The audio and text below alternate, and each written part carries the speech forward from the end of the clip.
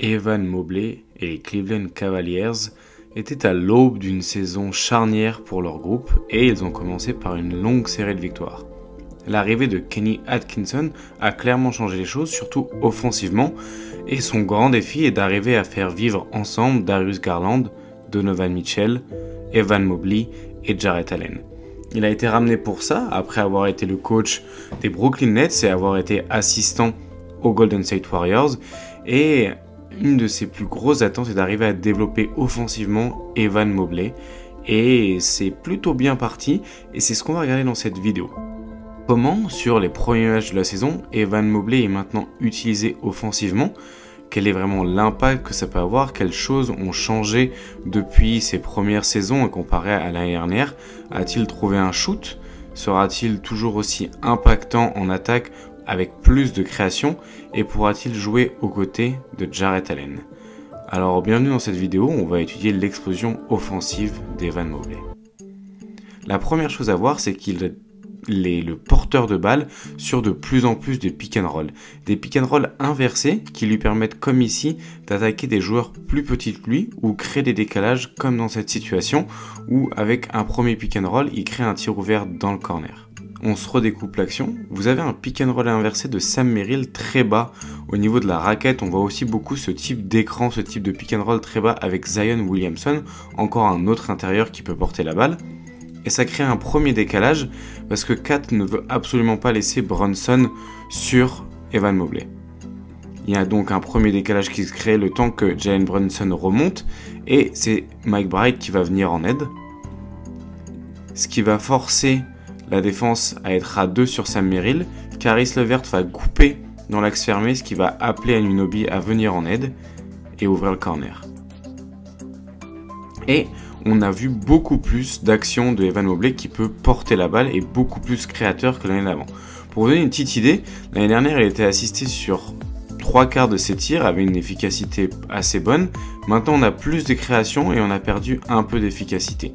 Mais cette perte d'efficacité permet beaucoup de choses. Ici, il est à l'origine de l'action avec un pick and roll inversé et finit dans un corner avec un tir ouvert à 3 points.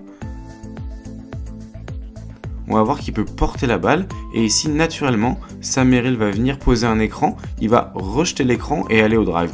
C'est des premières indications d'un porteur de balle assez complet, plutôt en confiance et qui peut enchaîner comme sur ce type d'action où il provoque la faute. Petit exemple ici, il est à l'origine de l'action avec un pick and roll inversé de Donovan Mitchell et ensuite il va aller se replacer dans le corner pendant que le décalage qu'il a créé dans un premier lieu continue de détruire la défense de Toronto et c'est lui qui profite du décalage créé à l'origine sur le pick and roll inversé. On va voir beaucoup d'arrière venir lui faire des écrans. Ici c'est Sam Merrill qui va venir poser un écran et Evan Mobley le refuse et part au drive tout seul, des signes d'un joueur assez en confiance avec son dribble capable de pénétrer. Ici il attaque le match-up avec un spin move et se permet d'obtenir des lancers francs, les tirs les plus rémunérateurs. Ici il récupère la balle en haut, écran de Darius Garland, ce qui permet en fait d'attaquer le drop de Tobias Harris qui recule. Et ça c'est quelque chose qui fait très bien. Les joueurs en fait reculent face à lui quand il est le porteur de balle sur les pick and roll, ce qui lui permet en fait d'attaquer l'espace lié à son manque peut-être de shooting, mais ce qui lui permet du coup de prendre de vitesse ses intérieurs qui lui laissent la place sur le drop. Et comme il est très long avec beaucoup d'envergure, ça lui permet d'en profiter totalement et de jouer aussi ces petites isolations qu'il développe de plus en plus. D'ailleurs le drive, comme vous voyez juste ici, est une action qui fait de plus en plus et comme il fait sauter le défenseur, il obtient aussi souvent des rebonds offensifs suite à ses drives, ce qui est très intéressant et très rémunérateur. Il peut driver et avec ses très longs segments, gagner de l'espace. Regardez ici, il est défendu par Scottie Barnes, donc pas une mince affaire à attaquer en 1 contre 1, surtout qu'en plus Scottie Barnes est un joueur de sa génération, le joueur qui lui a peut-être volé même son titre de rookie de l'année. Un petit jab step, il le prend de vitesse à gauche, enchaîne avec ses longs segments et peut aller jusqu'au cercle. Scottie Barnes est en l'air et ne peut pas protéger le rebond. Il récupère cette fois la balle, voit Austin Reeves qui défend sur lui et attaque direct le match-up, il n'y a aucune hésitation. Dès qu'il va voir un joueur plus petit sur lui, Plus d'hésitation pour Evan Mobley. Ici, il voit Grady Dick qui l'attend dans la raquette. Aucun problème. Il peut l'attaquer sur drive. Et il a énormément augmenté en volume. Peut attaquer même après un close-out. Et profiter justement que parfois des défenseurs plus petits que lui viennent en défense pour offrir des bonnes situations à ses coéquipiers. Très intéressant de voir que même face à des bons défenseurs comme Scottie Barnes ou Franz Wagner, il n'a pas peur d'attaquer et ce petit hook shot avec ses spin moves permet souvent aussi de faire la différence en passant au-dessus du défenseur. On a vu aussi qu'il pouvait prendre Giannis de vitesse sur un mauvais close-out de la part du grec. Il a aussi pas mal attaqué Brook Lopez face au Cavs pour profiter justement de sa longueur et de sa vitesse. Et c'est là aussi où il a un profil intéressant, c'est qu'il est l'alliage de longueur, vitesse et de plus en plus de dribble, ce qui va être très difficile à défendre pour les intérieurs adverses qui n'ont pas forcément l'habitude de rester constamment devant un joueur aussi mobile. Et avec ses qualités de passe et le mouvement en place aussi du côté des Cavaliers, il peut en profiter. On le retrouve aussi assez habituellement sur des pick and roll comme ici où en fait il peut jouer avec mais surtout sans ballon. Le but c'est d'arriver à trouver un équilibre et de multiplier continuellement les fois où il porte le ballon sur pick and roll comme les fois où juste ici il est aussi le poseur d'écran.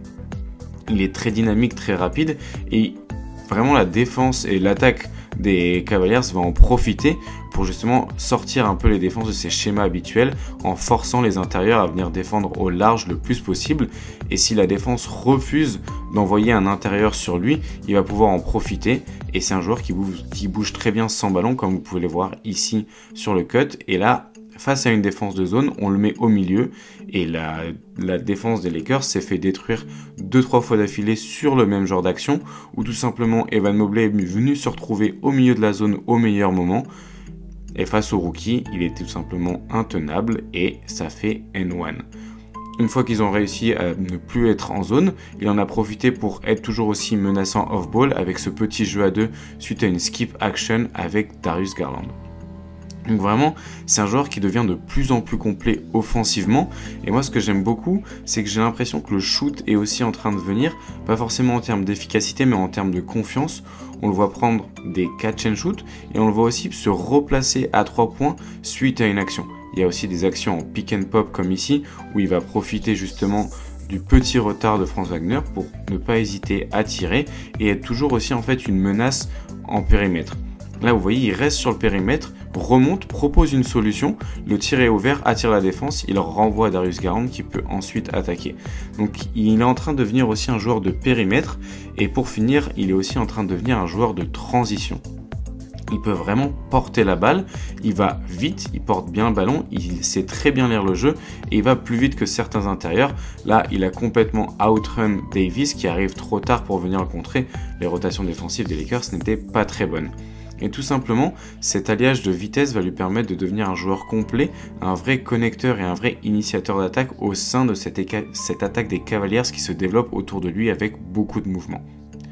Donc voilà un petit peu pour ce tour d'horizon autour de l'explosion offensive d'Evan Mobley. On n'est pas encore sur des chiffres de volume et d'efficacité qui sont complètement dingues, mais on voit bien qu'on est en train d'avoir un nouveau rôle pour l'intérieur de Cleveland qui est encore jeune et qui peut justement peut-être faire passer un cap à cette équipe qui a toujours été très impressionnante défensivement mais qui manquait de variété offensive. J'espère que cet épisode vous aura plu. N'hésitez pas à aller voir sur la chaîne les autres vidéos qu'on a fait depuis le début de la saison. Laissez un like, un commentaire et abonnez-vous. Ça encourage la chaîne et ça nous permet de remonter dans les algorithmes. En tout cas, moi je vous dis à bientôt. Merci beaucoup pour votre soutien et passez une bonne semaine si vous écoutez ça en début de semaine et un bon week-end si vous écoutez ça en fin de semaine. Ciao!